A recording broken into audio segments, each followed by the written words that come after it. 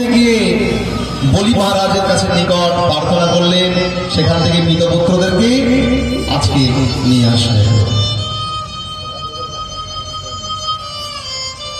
এরপর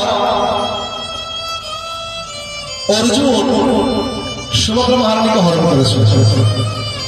জগন্নাথ, বলরাম, সুভদ্রা। সুভদ্রা কার সঙ্গে কি হয়েছিল? অর্জুনের সঙ্গে। বললেন অর্জুন তীর্থে বেরিয়েছে, তো তীর্থ বর্জন করতে করতে শুনছে যে বলরাম সুভদ্রার বিয়ে ঠিক করেছে। কার সঙ্গে? দুর্যোধনের সঙ্গে। তো ওখানে বলরামের ইচ্ছা আছে, কিন্তু কৃষ্ণেরও ইচ্ছা নাই, বসুদেবের ইচ্ছা দুজনের সঙ্গে বিয়ে দেওয়া। তখন অর্জুন কি করলেন? চিন্তন করলেন যেন কোনো প্রকারে সুভদ্রাকে আমাকে হরণ করতে হবে। কি করলেন? সন্ন্যাসী ধারণ করে দ্বারকা এসে কি করলেন? আতিথ্যতা গ্রহণ করলেন। যেদিন ওই সুভদ্রা দেবযাত্রার উপলক্ষে রথে করে যাচ্ছে, তেমন সময় যেই না রথে উঠতে যাবে, এমন সময় সুভদ্রা মহারানীকে অর্জুন হরণ করে নিয়ে চলে গেলেন। নিতাই গৌর হরি ও।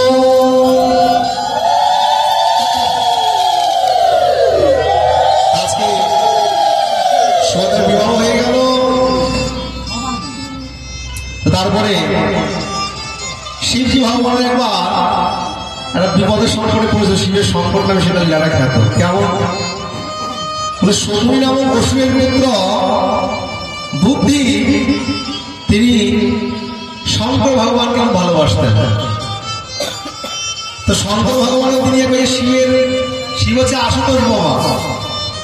শঙ্কর ভগবান এই যে বাবা পুনরাজ তিনি আশুতোষ বলে, কৃষ্ণের পূজা করো, অনেক বিপদ আসবে বাবা, সহজে পাবে না।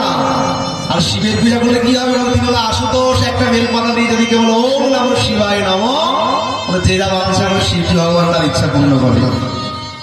কিন্তু বাবা এটাও বিপদ আছে, যে যা চায় সন্তান তোমার কাছে অনেক কিছুই চাইও, সন্তানকে সবসময় ইচ্ছা মতো সবকিছু দিতে নেই, তাহলে কিন্তু সর্বনাশ হবে সংসার। চাইলে তোমাকে চাপ করে দিতে হবে, চাপ করে দেবে সম্ভব? দেয়ার মধ্যে রাগ থাকতে হবে। শঙ্কর ভগবানের বিপদে পড়ে গেছে বাবা সন্তানের মন রাখতে গিয়ে, তুমি আমি কেন করবো না? তো বলছে সে শিবের ভজন করেছে। তো শিবজিকে বলছেন, আমি তোমার এত ব্রত করেছি, ভজন করেছি, তুমি আমায় বর দাও। কি বর দেবে? কি চাও?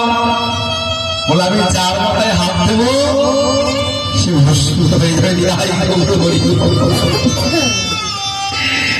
যার হাতে হাত দেবে সে একদম ভস্মীভূত। বর দিয়েছেন বাবা, এই জন্য বাবা সন্তানকে ঠিকঠাক করে না দিলে গন্ডগোল তোমার মতেই আসবে। এবার শিবজি তো বর দিয়ে দিয়েছেন, খুব আনন্দ। এবার পুত্র কি বলছেন? বৃকশিদ্ধি ভগবানকে বলছে, শঙ্কর ভগবান তুমি তো আমায় বর দিয়েছ, কিন্তু তোমার এই বরটা সত্য কিনা কি করে বলবো? তুমি যে দিয়েছ কি করে বুঝবে সত্যি না মিথ্যা? শিবজি বলছে সত্যি তো, তাই এটা কি করে বুঝবে? তুমি যখন দিয়েছ তোমার মাথায় হাত দিয়ে দেখে তুমি এটা ঠিক কিনা। শঙ্কর ভগবান বলছে, আরে সর্বনাশ, গল্প আছে নাকি? ছাওয়ালা আগুন দিলে কি হয় গো? আমার ছাওয়ালা আগুন দিলে কি হয়? সেটা আর বলতে এমনিতেই পুড়ে বলছে আমার মনে পুড়ে। শঙ্কর ভগবান বলছে, আরে তো মান আমার ওপর আমার মাথায় হাত দিয়ে দিচ্ছে, এবার কি হবে? তো শঙ্কর ভগবান বলতে, শিবজি তুমি দাঁড়াও, আমার মাথায় হাত দেবো। শিব বলছে, ওরে বাবা কিন্তু আমার মাথায় সত্যি হাত দেবে, আমি অসুবিধা হয়ে যাবো। শঙ্কর ভগবান দৌড়াচ্ছে, পেছন পেছন সন্তানও দৌড়াচ্ছে। দৌড়াতে দৌড়াতে কি হলো? শিব মহাবিপদে পড়ে গেল বাবা। যত দৌড়ায় ওই পেছন পেছনে শিষ্য দৌড়াচ্ছে মাথায় হাত দেওয়ার জন্য। তেমন সময় শঙ্কর ভগবান চিন্তন করছে, আমি যে বিপদে করেছি, এই বিপদ থেকে একজনে উদ্ধার করতে পারে কে গো? যত বিপদেই পড়ে একজনই আছে, বিপদ ভঞ্জন মধুসূদন। তো শঙ্কর ভগবান তেমন সময় তিনি গোবিন্দকে স্মরণ করে বলছে, মধুসূদন হে গোবিন্দ হে গোবিন্দ, আমি এখন যেই বিপদের মধ্যে পড়েছি তুমি ছাড়া আমাকে এই জগৎ থেকে হারিয়ে উদ্ধার করতে পারবে না। আমরা সবাই যাবো গোবিন্দের কাছে, কথায় আছে হারিয়ে টারিয়ে কাজ সবাইকেই যেতে হবে। গোবিন্দ নামে একই হলো ডাকতে হবে। যার স্বীকৃতি সে প্রথম থেকেই ডাকবে, যার স্বীকৃতি সেও ডাকবে। ডাকতে করতে কি হবে? কবে ডাকবে গো? শেষ দিনও বলে যাই বাবা, আবার কবে দেখা হয় জানি না। ডাকতে প্রত্যেককেই হবে। কবে? যেই দিন আর চলতে পারবে না, যেই দিন আর চলার মতন বল থাকবে না, হরি বল বলবে, বলার মতন আর মুখে ভাষা নাই, রাধের সামার বলতে পারবে না, চাম চলে আসবে মুখে। তখন সবাই কি বলবে? বেটা মরেও না ছাড়েও না। সেদিনকে ডাকতে হবে গোবিন্দ, আর পারছে না তুমি উদ্ধার করো। ডাকতে করতে কি হবে বাবা? বিপদ সবার জীবনেই আসে। তো ভগবান যেন আমাদের জীবনে মাঝে মাঝে বিপদ দিয়ে জানিয়ে দেয়, ও জগৎজি তোমার জীবনে বিপদ দিয়েছে কিসের জন্য? তুমি চেয়ে রাখো তোমার পাশে আমি ছাড়া আর কেউ নাই। তেমন সময় শঙ্কর ভগবান যখন বলেছেন, তেমন সময় শঙ্কর ভগবানকে গোবিন্দ একটু বকলেন, অসীম তুমি এত বলা বলালে কি করে হবে? যে যা চাই সন্তান তাই দেবে। ভগবান শঙ্কর ভগবানকে বলছেন, কৃষ্ণচন্দ্র ভগবান, আরে তুমি এত বলা হলে হবে? তোমার নাম যদি বলা হতো ভুলে থাকলে হবে? সন্তান চাইলেই তোমার কাছে পর তুমি যা চাই তাই দিয়ে দেবে। কি করবো বাবা? সন্তান বায়না করে যে যা চাই না দিয়েও পারি না, কাঁদে তো পাই ভুলে যাই। তুমি এমন বাড়ি করেছো তোমারই এখন প্রাণটা যায়। ঠিক আছে শোনো, আমি তোমাকে একটা বাক্য দিলাম। কি বাক্য? তোমার ওই শিষ্য প্রিকা যখন তোমার কাছে এসে বলবে যে মাথায় হাত দেবো, সত্য কিনা? এমন তুমি ভগবান হয়ে আজকে শঙ্কর ভগবানকে বলছে, শোনো তুমি তাকে বলবে, কি বলবে? মানে সত্য কিনা তোমার কাছেই তো পরীক্ষা। তুমি তোমার নিজের মাথায় হাত দাও, নিধাই দেবো, হরি হরি, তুমি নিজের মাথায় হাত দিয়ে রাখো। শঙ্কর ভগবান বলে সত্য, এই জন্যই বলে সত্য গোবিন্দ তোমার বুদ্ধিটা সত্যি খুব বেশি। শঙ্কর ভগবান বলে সত্যই গোবিন্দ তোমার বুদ্ধি সত্যি। মাখন খাওয়া ছিল তো বাবা, গোয়ালা ছিল তো বেশ, মাখনটা ছোটবেলাতে খেয়েছে, বুদ্ধি একটু বেশি হয়ে যাচ্ছে। এইবার শঙ্কর ভগবান বলে সত্যই তো, আমি তো ভেবে দেখি নাই। এবার বলে শোনো, তুমি তোমার নিজের মাথায় হাত দিয়ে দেখো না সত্য কিনা। সেও চিন্তা করছেন, ভুলে গেলেন ভগবান এমন মায়া দিয়েছেন, ভুলে গেলেন। সত্যি চিন্তা করছে, সত্যি তো তাই। পরীক্ষা আমি সংগঠনকে কেন করবো? আমি আমার মাথায় হাত দিয়ে, যেই না হাত দিয়েছেন সঙ্গে সঙ্গে পাপিষ্ট বিকাশ ভস্মীভূত হয়ে গেল। এই জন্য যে যাই চাই সঙ্গে সঙ্গে দিলে কিন্তু আমার নিজের মাথায় গন্ডগোল হবে। এই জন্য হরিকথা শুনতে হয়, যেমন পরমার্থী হবে, জাগতিক হবে, দুটোই বাবা এই হরিকথা আসলে পাওয়া যায়। এবার আমরা জানি বাবা, এই জগতের তিনজন ভগবান আমরা বলি ব্রহ্মা বিষ্ণু মহেশ্বর। ব্রহ্মা বিষ্ণু মহেশ্বরের মধ্যে শ্রেষ্ঠ কোন ভগবান? তাই তো বলি না, ব্রহ্মা বিষ্ণু মহেশ্বর কি শ্রেষ্ঠকে। একবার সরস্বতী নদীর তীরে একটা যজ্ঞ হচ্ছে, সেই যজ্ঞের মুনিগণের মধ্যে একটা চিন্তা এসে গেল, আচ্ছা ব্রহ্মা বিষ্ণু মহেশ্বরের কে সত্যই ভগবান, কে আদি ভগবান? পরীক্ষা করতে হবে। কিন্তু কে যাবে? তো সেখানে মুনিগণ ভৃগুমুনিকে পাঠিয়েছে, হে ভৃগুমুনি তুমি পরীক্ষা করে দেখো ব্রহ্মা বিষ্ণু মহেশ্বর থেকে আদি ভগবানকে, তুমি তার কাছে কি পরীক্ষা করে দেখে এসো। আজকে ভৃগুমুনি ব্রহ্মার কাছে আসলেন, এসে কি করলেন? ব্রহ্মাকে দেখা মতো প্রণাম করলেন না, সম্মান করে নাই। ব্রহ্মা প্রধান কি করলেন? সেখান থেকে ক্রুদ্ধ হয়েছে, তাকে বধ করার জন্য যাচ্ছে। ভৃগুমুনি চিন্তা করছে, ওরে বাপরে ব্রহ্মাচার রেগে গেছে, আর একটু দেখলে আমারই হয়ে যাবে, গৌর হরি হরি, পালিয়ে চলে গেলেন ব্রহ্মার কাছ থেকে। এরপরে শিবের কাছে এসেছেন, শঙ্কর ভগবানের কাছে ভৃগুমুনি এসে কি করেছেন? প্রণাম না করে শিবকে গালি দিচ্ছেন, নিন্দা করছেন। যেই না শিবকে গালি দিতে শুরু করেছেন, শিব কি করলেন? অতিশয় ক্রুদ্ধ হয়ে ত্রিশূল নিয়ে ছুটে চলেন শঙ্কর ভগবান। ওরে বাপরে বাপ, কি রাগ! এই জন্য আমার সোজা সরল মানুষ যদি একবার রেগে যায়, সহজ মানুষ যদি একবার রেগে যায়, আমরা কিন্তু গৌর হরি কি করবে সেটা কেউ জানে। শঙ্কর ভগবান ত্রিশূল নিয়ে দৌড়াচ্ছে, চিন্তা করছেন বাবা এখানে তাই পালিয়ে গেল, আরেকজন আছে পরীক্ষা করার বাকি কে গো? বলেন নারায়ণ আছে। তো শ্রী বিষ্ণুর কাছে যখন এসেছেন, ঘুমিয়ে আছেন বিষ্ণু ভগবান, অনন্ত আগে এসে কি করলেন? ভৃগুমুনি আছে ভগবানের কাছে এসে কি করলেন? তুমি কেমন ভগবান বলে বুকের মধ্যে লাথি দিয়েছেন। ভগবানের বুকে ভৃগুমুনি লাথি দিয়েছেন বাবা। যেই না লাথিখানা দিয়েছেন, ভগবান ভৃগুমুনির চরণটাকে জড়িয়ে ধরেছে।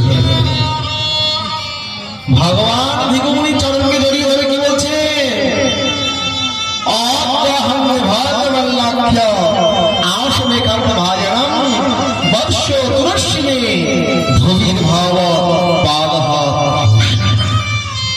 গোবিন্দ বলতে লাগলেন, আপনার পাদ স্পর্শ লাভ করে আমার সমস্ত পাপ বিধ্বস্ত হয়। ভগবান বলছেন, গঙ্গার পরশ হলে পশ্চাতে পবন দর্শনে পবিত্র কর, এই তোমার গুণ। বৈষ্ণব কি বলছে গো? আমরা যখন অসুখ হয় কি হয়? অসুখ হলে গঙ্গায় যাই না, কিসের জন্য? পাপ তাপ করে রাখার জন্য। তুমি গঙ্গাকে স্পর্শ করলে পাপ তাপ চলে যায়, আর সাধু গুরু বৈষ্ণবকে স্পর্শ করতে হয় না, দেখা মাত্রই পাপ তাপ চলে যায়। ভগবান বলছেন আমার অহভাগ্য, ভগবান বলছে আমার অহভাগ্য, আমি তোমার মতন সাধুর চরণ আমার বক্ষে দিয়েছি।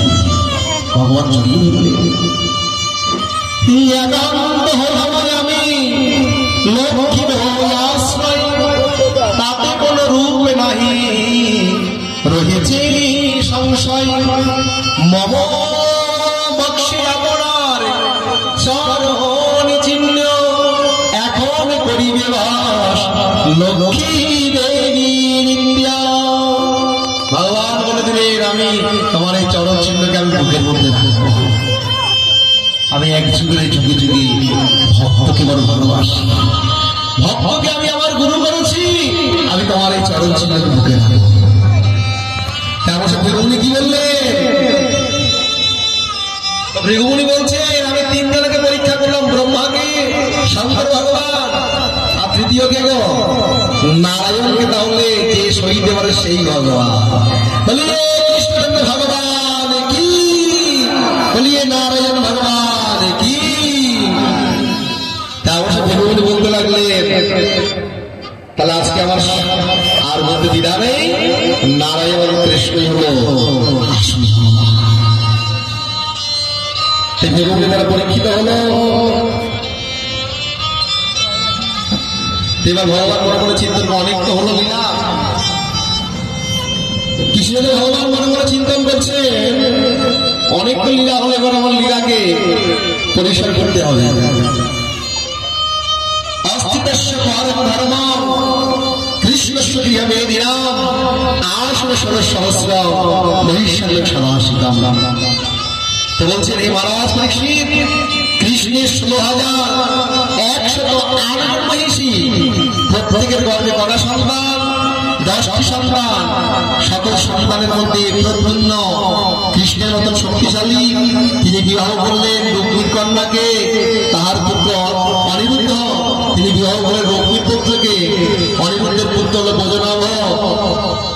এইভাবে ভগবানের সংসার হয়েছে, রাবণাপড়িতে পূর্ণ হয়ে গেল। ভগবান চিন্তা করলেন, এবার আমার লীলাটাকে পরিসর করতে হবে। ভগবান বলছেন, আমরা কি সুন্দর কি বলি? ভগবান বলছে আমার অনেক পরিপূর্ণ হয়ে গেল, চলে যাবে না? আচ্ছা চলে যাবে, মাইকে শোনো, অসুবিধা কিছু নেই। দেখো ভগবান বলছে বাবা যে আমার এবার পরিসর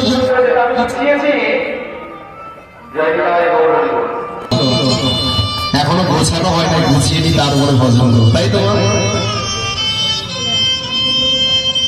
আমাদের কেমন আসক্তি জানো?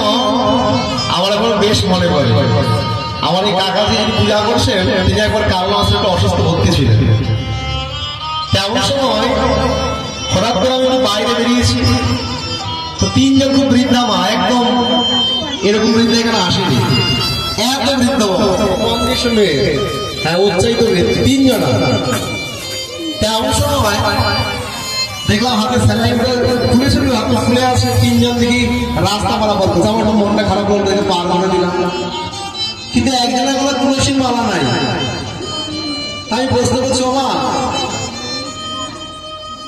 এত বয়সে দুদিন পরে চলে যাবে, এখনো গুরুদেবের কাছে হরিনাম দীক্ষা নাও নাই, মালা করো নাই, হরিনাম করো নাই? ও বাবা সময় কোথায়? আচ্ছা ও মা, তুমি যেন বৃদ্ধ হয়েছে, হসপিটালে ভর্তি, তোমার ছেলে মেয়ে কেউ নাই? বলে বাবা ছেলে আছে, স্কুল মাস্টার, স্কুলে চলে গেছে, আসার সময় নাই। এই দুটো হলো আমার পাশের বাড়ির বান্ধবী, এই পাশের বাড়ির বান্ধবী ওরা আমায় নিতে এসছে। আচ্ছা আমার অনেক বয়স তো হলো, দুদিন পরে চলে যাবি, আরে অসুস্থ হরিভজন করো। বলে আরে বাবা আমি এখন অসুস্থ হলে কি হয়েছে, আর 3টে মাস যদি ভগবান বাঁচিয়ে রাখে আমি নিয়েছি বেড়াবো। আমি এমন কত বাবা জীবনও শুনে নেই, বাবা চলতে পারছে লাঠি হাত দিয়ে এমন করে চলছে। বলে 3টে মাস যদি বেঁচে থাকি, বলে ভগবানের কৃপায় 3 মাস বেঁচে থাকলে লাঠি নাই এবার নিচে বেড়াবো। আমার একটু কৌতূহল হলো, আচ্ছা কি করে 3 মাস পরে নিচে বেড়ে জিজ্ঞেস করি। অবশ্য তিনি আমাকে উত্তর দিলে গেল, তিনি আমার জ্ঞান চক্র উন্মোচন করে দিয়েছেন। বাবা তিনি আমায় বলতে লাগলেন, আমার একমাত্র ছিল, তার একমাত্র ছিল আমেরিকায় ডাক্তারি করতে গেছে। ডাক্তারি করতে গিয়ে কি হয়েছিল, ডাক্তারি পাস করে 3 মাস পরে আসবে, আর 3 মাস পরে যখন আমেরিকার থেকে আসবে, আমেরিকায় দামি দামি ওষুধ আনবে, যখন আমি খাবো আমি একা ছিল সোজা হয়ে গিয়েছে। তাহলে কত বড় আশা বুঝতে পারছো? নিজের সন্তান দেখলো না, 3 মাস পর না দিয়ে সে আমায় ওষুধ দেবে, দামি ওষুধ, আমি কে না, যেটা হলো আমাদের আসক্তি। এই জন্য কে বলবে আমাকেই করতে হবে। তো ভগবান এই বলছে অনেক হলো লীলা, এবার সমাপন করতে হবে। তো কি করলে, যা তোমার দুঃখ না সেই যদুবংশ বিনাশনাম যারা আসলে প্রাণ হানছে ভগবানের অবস্থা দেয়। তো যদুগণের প্রতি ঋষিগণের অভিশাপ। তো ভগবান কি করলেন, বহু দৈত্যবধ করেছেন। দৈত্যবধ করে কি করেছে, রাজাদের মধ্যে কলহ লাগিয়ে দিয়েছে, যুদ্ধ লাগিয়ে দিয়েছে, নিজেদের মধ্যে যুদ্ধ। যুদ্ধের পরিমাণ কি হলো, পৃথিবীর বার আস্তে আস্তে হরণ হচ্ছে। কিন্তু তারপরেও কৃষ্ণ ভগবান দেখছেন এরা এত যুদ্ধ করছে, এখনো এদের থেকে আমরা সংসারের রাশটা টানতে পারছে না কেউ। কি করলেন, কৃষ্ণ স্থির করলেন এইভাবে তো এরা কেউ সংসার ছেড়ে যাবে না। ভগবান স্থির করলেন কি, বললেন বাঁশ যেমন বায়ুর সংযোগে, বাঁশ বনের মধ্যেও অগ্নি উৎপাদন করে পাতা পুড়াই আমার নিজেকেও পুড়িয়ে দেয়। সেইটাই ভগবান চিন্তন করলে আমি যদুকুলের মধ্যে আমি এমন একটা কলহ স্থাপন করব, যেই কলহ কি করবে, যদুকুলকে একদম ধ্বংস করে দেবে। তারপরে চিন্তনটা আমিও সেই অভিশাপের মধ্যে করবো, আমি নিজেও চলে যাব। কি হলো, বসুদেব যজ্ঞাদি সম্পাদন করে বিশ্বামিত্র ঋষি, দুর্বাসা, বশিষ্ঠ, নারদ প্রভৃতি ঋষিগণ নারদার নিকটবর্তী 3 অবধি গমন করেছেন।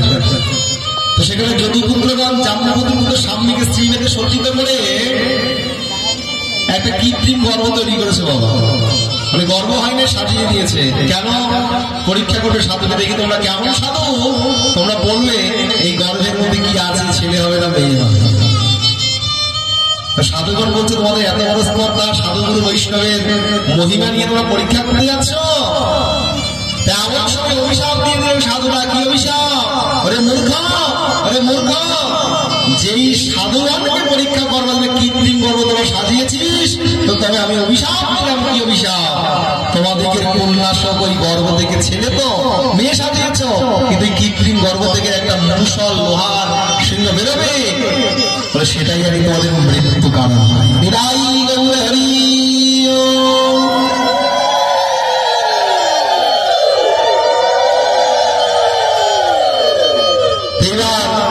রাজা উর্বশীর কাছে গেলেন, সমস্ত ঘটনা খুলে বললেন। এবার তো লোহচূর্ণ প্রসব হয়ে গেল সাধুর অভিশাপে, ছেলের থেকে লোহপূর্ণ প্রসব হয়ে গেল। কি করলেন, চূর্ণ বিচূর্ণ করে সমুদ্র জলে ফেলে দিয়েছেন। সেই লোহখণ্ড গুলো একটা মাছ গ্রহণ করেছেন, আর কিছুটা তীরে লেগেছে, সেখানে এরকমান হয়েছে। একদিন জলানামক এক সেই মাছকে ধরেছেন, সেই মাছটা সেটা গ্রহণ করেছেন। এবার কি বললেন, মাছটা কেটে দেখলেন তার মধ্যে একটা কি করেছেন, সেটা দিয়ে লোহ ভাণ্ডারটিকে তার তীরের আগে লাগিয়ে রেখেছেন, যা এটা একদম পেয়েছি যখন কোথাও একটা কাজে লাগবে। তো ভগবান শ্রীকৃষ্ণ কি বললেন, বংশের মধ্যে তিনিও তো বললেন, তো পুরো বংশে যখন অভিশাপ পেলেন, ভগবান বললেন আমি এক যুগের যুগে যুগে আমি ভক্তকে বড় করেছি, আমি ভগবান হলো আজকে ভক্তের অভিশাপকে আমি মাথায় পেতে নিলাম, নিতাই গৌর হরিব। তো ভগবান হলো আজকে ভক্তের অভিশাপ তিনি মাথায় পেতে নিয়েছেন। এরপরে শ্রীমদ্ ভাগবতে আমরা নবযুবক সম্পদের কথা আস্বাদন করি।